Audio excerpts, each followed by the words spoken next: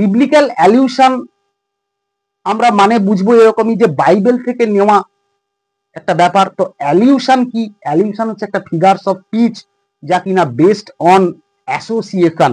আমরা ডেফিনেশনটা একটুখানি দেখে নেব। দেখো, অ্যালিউশন হচ্ছে a word or expression used recalls to one mind some notable character, memorable events, legends, writing or saying of the past।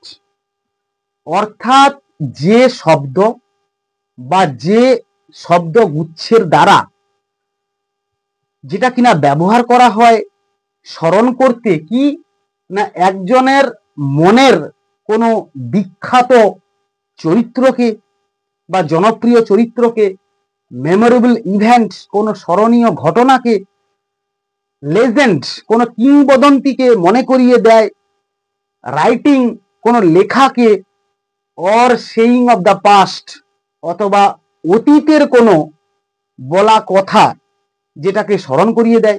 It may be we shall touch the happy isles and see the great Achilles. এই লাইনটা নেওয়া হয়েছে Lord টেনিসনের লেখা Ulysses নামক একটি কবিতা থেকে, যেটা আমরা ক্লাস 12 গেলে পাবো। তো যার মানেটা হচ্ছে কি, অ্যাকিলিস হচ্ছে একজন Greek hero. The অ্যালিউশন is to the great Greek hero Achilles mentioned in Homer. অর্থাৎ হোমারের বইতে গ্রিক হিরো অ্যাকিলিসের সম্বন্ধে বলা হয়েছে, তার বীরত্বকে বা তার হিরোইক কোয়ালিটিকে সেখানে তুলে ধরা হয়েছে। তো সেটাকে দেখানো হয়েছে টাচ দ্য হ্যাপি আইসেলফ।